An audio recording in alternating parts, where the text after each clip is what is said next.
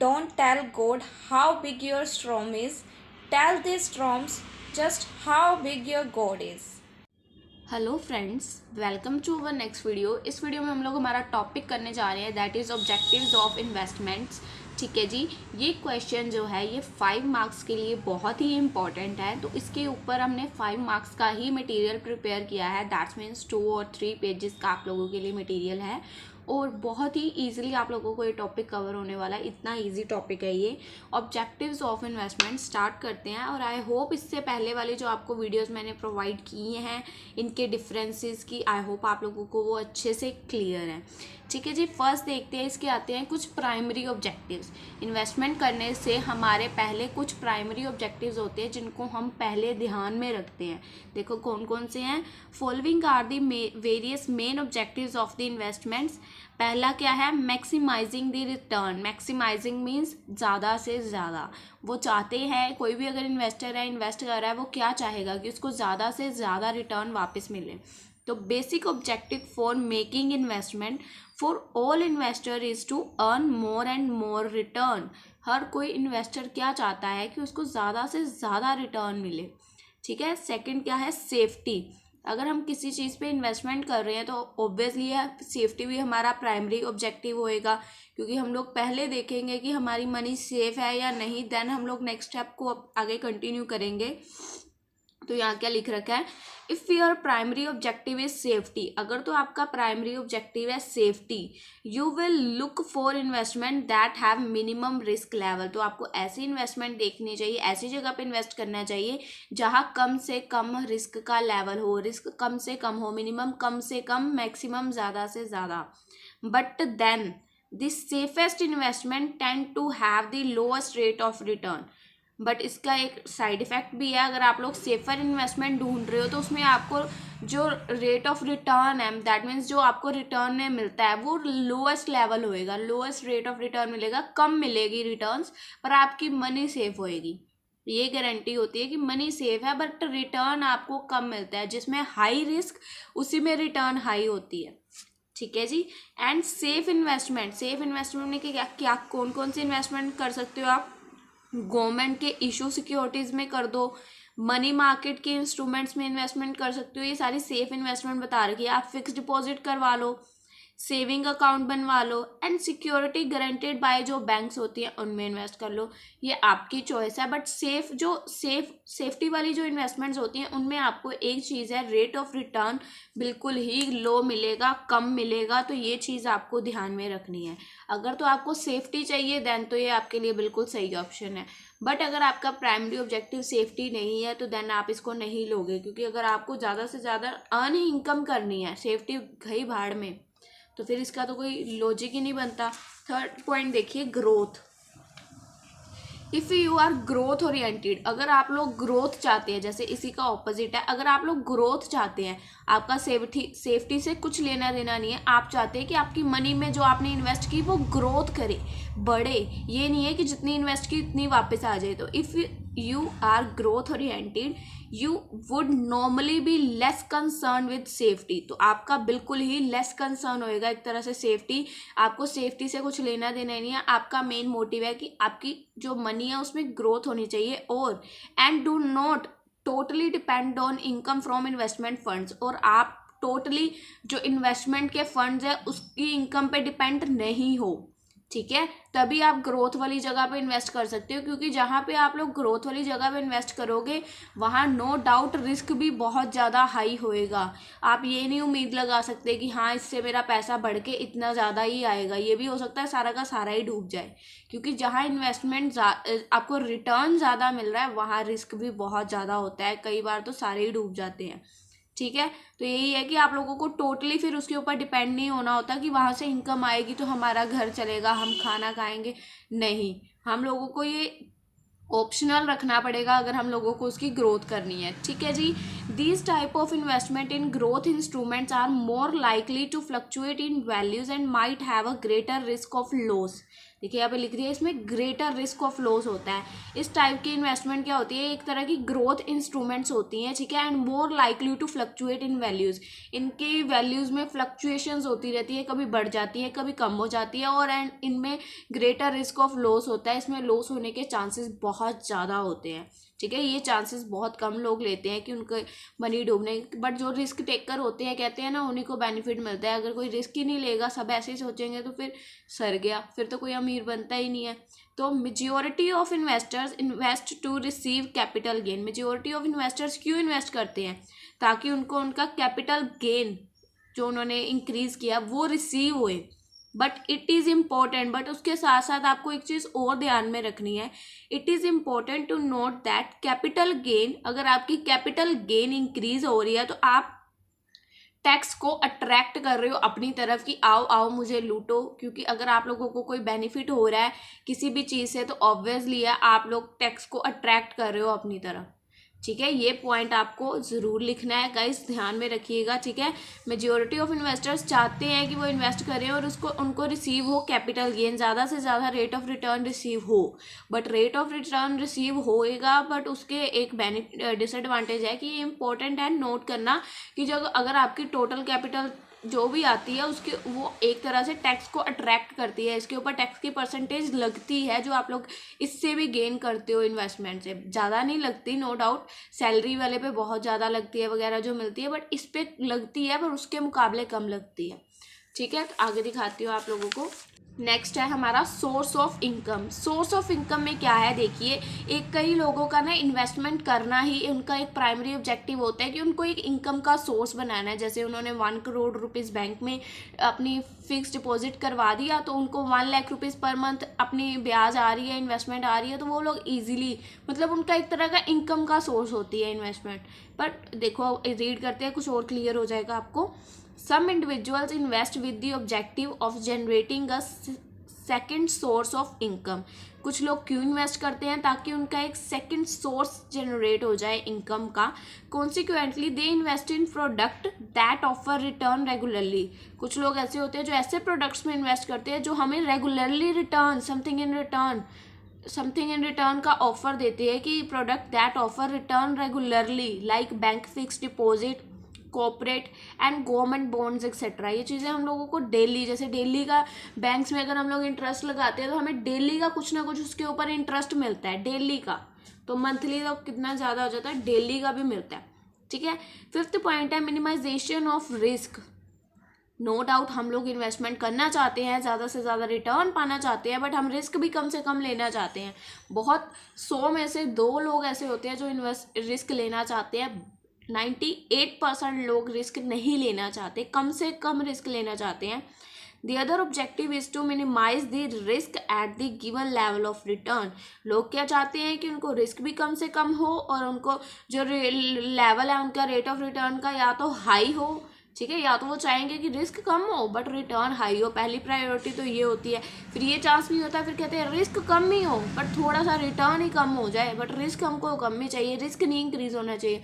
तो उनको जो गिवन लेवल मिलता है रेट ऑफ रिटर्न का, फिर वो एडजस्टमेंट करके उसी को रख लेते हैं, बट उनको ये तो होता है ना कि रिस्क कम है, ठीक है, पैसे डूबेंगे नहीं। सेकेंड है हम लोगों का सेकेंडरी ऑब्जेक्टिव्स, ठीक है जी। पहले हमने करे हैं प्राइमरी एंड देन है सेकेंडरी। सेकेंडरी में क्या होता है, पहला point tax minimisation. Tax minimisation में क्या होता है, देखिए, income generated by common share holder, ठीक है, इनकम जो जनरेट की जाती है by common share holder is considered capital gain. जो कॉमन शेयर होल्डर्स हैं वो कोई इन्वेस्ट करते हैं, वहाँ से अपनी इनकम कैपिटल गेन जनरेट करते हैं, तो उसको हम लोग क्या कंसीडर करते हैं, एक तरह से उनकी गेन हुई है, उनको प्रॉफिट हुआ है। गेन मीन्स आई होप आपको पता है कि उनको प्रॉफिट हुआ है, एंड इज टैक्स डिफरेंटली, और उनके ऊपर टैक्स भी डिफरेंटली लगता है, ठीक है जी। उनके ऊपर जो उनकी इनकम जनरेट होती है ना, income generate bye common share holder is considered, उसको क्या कंसीडर किया जाता है कि एक तरह से उनका कैपिटल में गेन हुआ है, कैपिटल में प्रॉफिट हुआ है, कैपिटल में इंक्रीमेंट हुआ है, एंड इज टैक्स डिफरेंटली, इसके ऊपर डिफरेंटली टैक्स अप्लाई किया जाता है, ठीक है। Taxes on capital gain are significantly lower, जो कैपिटल गेन पे टैक्स लगता है, नो डाउट वो लोअर होता है, lower than the taxes on जो हमारी इनकम पे लगता है। अगर हम डायरेक्टली उस अमाउंट को अपनी इनकम में शो करते हैं ना, जैसे हम लोगों को जो रिसीव होती है कुछ भी वर्क करने पे इनकम होती है, तो अगर हम डायरेक्टली उस इनकम को शो करते हैं तो उसके ऊपर टैक्स की परसेंटेज हाई होती है, ठीक है। बट अगर उस इनकम के हमारे पास आते ही उस इनकम का कुछ पार्ट हम वहाँ कहीं और इन्वेस्ट कर देते हैं, देन उसके ऊपर जो इंटरेस्ट या हमें कुछ गेन होता है तो उसके ऊपर टैक्स की जो परसेंटेज होती है वो इनकम वाले टैक्स की परसेंटेज से कम होती है, lower then taxes on interest income और ऑर्डिनरी इनकम लाइक सैलरी। जैसे सैलरी पे आपको जो आती है आप लोगों की एक तरह से इनकम ही होती है, आपको सैलरी मिली है, उसके ऊपर टैक्स की परसेंटेज ज़्यादा होती है। बट जो अगर आपको कैपिटल गेन जैसे कोई इन्वेस्टमेंट करने पे रिसीव होता है उस पर कम होती है। कई लोग चाहते हैं कि उनका टैक्स जो है कम से कम हो। बहुत सारे लोग हैं जो अपनी इनकम को मतलब टैक्स पे करने से बचने के लिए, क्योंकि इनकम के ऊपर जो उनको डायरेक्टली इनकम होती है उसके ऊपर टैक्स की परसेंटेज बहुत हाई होती है। बहुत सारे लोग ऐसे करते हैं कि उनको जो ये परसेंटेज है वो कम करने के लिए वो अपने पैसों को कहीं ना कहीं इन्वेस्ट कर देते हैं ताकि उनको टैक्स कम पे करना पड़े। क्योंकि ऑब्वियसली अगर वो कहीं इन्वेस्ट कर देंगे तो उनको ऑब्वियसली ये टैक्स कम ही पे करना पड़ेगा, और अगर करना भी पड़ेगा तो कम परसेंटेज पे करना पड़ेगा। दोनों ही केसेस में बेनिफिशियल है, तो इस वजह से लोग टैक्स को कम से कम पे करना चाहते हैं, ठीक है जी। नेक्स्ट पॉइंट है लिक्विडिटी। लिक्विडिटी में क्या है, many investment options are not liquid.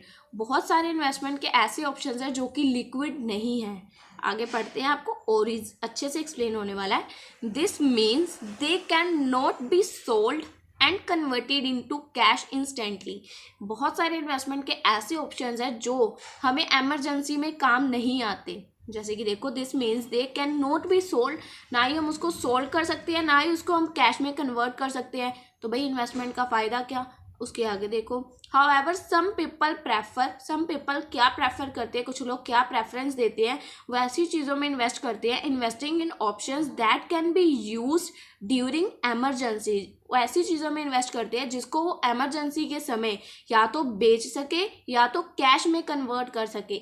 उन्हीं चीज़ों को लोग प्रेफर करते हैं, क्योंकि अगर कोई हम लोगों ने इन्वेस्टमेंट करा रखी है वो हमारी एमरजेंसीज में ही नहीं काम आई तो उसका फ़ायदा क्या, ठीक है ना। ऐसे इंस्ट्रूमेंट कौन से हैं, सच लिक्विड इंस्ट्रूमेंट्स इंक्लूड, इसमें क्या हो गया, stock, money market instruments and exchange trading fund, इसके कुछ एग्जाम्पल्स आए, ठीक है जी।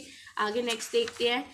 नेक्स्ट है हम लोगों का फाइनेंशियल सिक्योरिटी। फाइनेंशियल सिक्योरिटी किसका क्या ऑब्जेक्टिव है, एक तरह से सम इन्वेस्टर्स लुक फॉरवर्ड, सम इन्वेस्टर्स कुछ लोग आगे की सोच के चलते हैं, उनको फाइनेंशियली सिक्योरिटी की ज़रूरत होती है, कुछ लोग आगे की सोच के चलते हैं, ठीक है। Some investors look forward and invest on the basis of objectives of long term needs, ठीक है। जैसे एक पेरेंट्स ने अपने बच्चे की स्टडी के लिए कोई इन्वेस्टमेंट करी, वो धीरे धीरे फंड पे कर रहा है, जब उसका बेबी आया उसको स्कूल में डाला, तो अब वो फीसिस की रिस्पॉन्सिबिलिटी किसकी है, फाइनेंशियली उसको सिक्योरिटी हो गई कि अब फीसिस की सिरदर्दी उसकी, क्योंकि फीसिस बहुत ज़्यादा होती है स्कूल्स की, आई होप आपको पता है। तो अब उसके चिल्ड्रन के लिए उसने अपने ऑलरेडी सब कुछ प्लान करके रखा था, तो थोड़ा सा उसको हेल्प हो गया फाइनेंशियली, उसको सिक्योरिटी हो गई कि हाँ जो मर्जी हो जाए, चाहे उसकी फाइनेंशियल पोजीशन कैसी भी है, बट उसके बच्चे की स्टडी नहीं रुकेगी, वो चलती रहेगी कंटिन्यूसली, ठीक है। एक तरह से इन्वेस्टमेंट करवा दी हम लोगों ने, उसमें उसकी सिक्योरिटी करवा दी, ठीक है। कुछ इन्वेस्टमेंट्स आगे की देख के चलते हैं and invest on the basis of objective of long term needs, उनकी लॉन्ग टर्म नीड्स को ध्यान में रखते हुए they want to achieve financial independency of long period. वो क्या अचीव करना चाहते हैं, फाइनेंशियल इंडिपेंडेंसी, कि उनको फाइनेंशियली कुछ सपोर्ट मिल सके इन फ्यूचर, कि उनको अगर जैसे वो हैंडल नहीं कर पा रहे तो कोई चीज़ ऐसा काम हो जो फ्यूचर में रुकना नहीं चाहिए, चाहे उनकी पोजीशन फाइनेंशियली कैसी भी है, ठीक है। तो कुछ लोग ऐसी इन्वेस्टमेंट्स भी करके रखते हैं। नेक्स्ट है to save up for retirement. कुछ लोग ऐसी इन्वेस्टमेंट भी कर के रखते हैं जो उनको सेव करती है रिटायरमेंट के वक्त, जिनको वो यूज़ कर सकते हैं, ठीक है। देखते हैं, इसमें बहुत इंटरेस्टिंग पॉइंट है ये। Saving up retirement is necessity. जो हम लोग सेविंग करते हैं रिटायरमेंट के लिए वो एक तरह से एक नेसेसरी है कि हम लोगों को करनी चाहिए, ठीक है। It's essential to have a retirement fund you can fall back in your golden. अगर आप लोग, it's essential to have a retirement fund, ठीक है। अगर आपको रिटायरमेंट के बाद आपको रिटायरमेंट का फंड मिल जाता है या आपको पर मंथ कुछ एक्सपेंसेस चार्जेस आते रहते हैं, जैसे आपने कहीं इन्वेस्टमेंट कर रखी है उससे आपको कुछ इनकम होती रहती है, you can fall back in your golden years. तो आप अपने गोल्डन ईयर्स में वापस जा सकते हो, एक तरह से अपनी मर्जी से ज़िंदगी जी सकते हो, जो करना चाहो कर सकते हो, ठीक है। Because you may not be able to continue working forever. ये तो है नहीं कि आप बुढ़े हो गए हो 100 साल के और आप काम कर रहे हो, ये तो पॉसिबल ही नहीं है ना। तो वही लिख रखा है, because you may not be able, आप उसके काबिल ही नहीं रहोगे। जब आपकी एज बड़ी हो जाएगी तो धीरे धीरे आपका शरीर वर्क करना, बॉडी वर्क करना बंद कर देती है, तो उसी वजह से आप लोग कंटिन्यू अपना वर्क फॉर एवर नहीं कर सकते। तो उस टाइम पे आपका जो रिटायरमेंट फंड है वो आपको एक गोल्डन चांस देता है कि आप लोग ईजिली अपनी लाइफ को स्पेंड कर सकते हो, अगर आपने कहीं अपने यंग एज में कहीं इन्वेस्टमेंट्स कर रखी हैं तो, ठीक है। एडिशनली अगर दूसरे वे से देखें, इट वुड बी अनफेयर, एक तरह से अनफेयर है कि हम लोग अपने चिल्ड्रंस पे डिपेंड रहे कि वो हमें रखेंगे, हमें खिलाएंगे, या हम लोगों को अपने लिए खुद करके रखना चाहिए कि हम लोगों को आगे जाके किसी पे डिपेंड ना रहना पड़े, ठीक है ना। चिल्ड्रंस टू सपोर्ट यू, कि चिल्ड्रंस हमें सपोर्ट करेंगे later on your later in life, particularly if they have childrens of their own to raise, जबकि उनके पास उनके खुद के बच्चे भी हो चुके हैं, तो क्या वो बड़ों की रिस्पॉन्सिबिलिटी लेना चाहते हैं? मोस्टली चिल्ड्रंस नहीं लेते हैं। तो उनको अपने लिए क्या करना चाहिए, पहले से ही ऐसी चीज़ें करके रखनी चाहिए कि उनको बड़ी एज में जाकर बैठ के आराम से खाना पड़े, कि ये नहीं है कि उनको बाहर जाके सफ़र करना पड़ रहा है, काम करना पड़ रहा है, ऊपर से बॉडी नहीं जवाब दे रही है, ठीक है। तो उस केस में आप लोगों को थोड़ा सा ये चीज़ का ध्यान रखना चाहिए। ये नहीं है कि हम लोग पूरी तरह से इन पे डिपेंड कर रहे हैं कि ये हमें देंगे, खिलाएंगे, रखेंगे, हमने इतने साल रखा है। नो, हमें अपने लिए खुद ही सोचना होता है, ठीक है। नेक्स्ट देखिए, by investing the money you earn during your working years. Invest करके मनी को, या तो आप लोग कैसे मनी अर्न कर सकते हो, money you earn during your working years, या तो आप जब काम कर रहे हो उन्हीं ईयर्स में अपनी मनी को मतलब अर्न कर सकते हो, या तो in the right investment options you can allow your funds. आप अपने फंड्स को क्या अलो कर सकते हो कि वो उसको सेव करके रखे, अलो योर फंड्स टू ग्रो, कि वो बढ़ते जाएं, जैसे आपके अकाउंट्स में डालते जाएं तो वो धीरे धीरे बढ़ते जाएंगे। Enough to sustain you after you are retire, उनको आप कब यूज़ करोगे, जब आप लोग रिटायर्ड हो जाओगे, तब आप उन फंड्स को अर्न करना स्टार्ट करोगे धीरे धीरे से, ठीक है। आप लोगों ने इन्वेस्टमेंट करी, आप चाहो तो उसको अपने वर्किंग ईयर्स में भी अर्न कर सकते हो, नो डाउट, ठीक है, आपके ऊपर डिपेंड है। बट अगर आप नहीं चाहते तो आप उनको अलो कर सकते हो कि योर फंड्स टू ग्रो, उनके फंड्स को ग्रो होने दिया जाए, बढ़ने दिया जाए, पड़े रहें, जितने बढ़ सकते हैं बढ़े, ठीक है। जैसे हम लोगों ने एक फिक्स डिपॉजिट करवाया बैंक में, उसको हमने पहले 2 साल का करवाया था, 2 साल ख़त्म हो गए, बट अभी हम काम कर सकते हैं, अभी हमारी बॉडी चल रही है, तो अभी हम लोग उसको अगेन आगे 2 ईयर्स के लिए और कर देंगे। ऐसे कोई इन्वेस्टमेंट में भी सिस्टम होता है, तो पड़े पड़े उसके ऊपर हम लोगों को जो इंटरेस्ट आता जाएगा वो ग्रो होते जाएंगे, हमारे फंड्स, पैसे हमारे हैं वो ग्रो होते जाएंगे पड़े पड़े। उसको हम कब यूज़ करते हैं, आफ्टर वी हैव रिटायर्ड, जब हम लोग रिटायर्ड हो जाएंगे उसके बाद उस फंड का यूज़ करेंगे, ठीक है जी। आई होप गाइज आज का टॉपिक आप लोगों को बहुत अच्छे से क्लियर किया है मैंने, ऑब्जेक्टिव्स ऑफ इन्वेस्टमेंट। अगर इसमें कुछ भी प्रॉब्लम आती है तो प्लीज़ कमेंट सेक्शन में ज़रूर बताइएगा। ये क्वेश्चन हम लोगों का 5 मार्क्स के लिए बहुत इंपॉर्टेंट है, इसी वजह से मैंने आपको एक क्वेश्चन के ऊपर वीडियो प्रोवाइड किया। आई होप आप लोगों को वीडियो अच्छी लगी है। बाय बाय गाइज, मिलते हैं नेक्स्ट वीडियो में।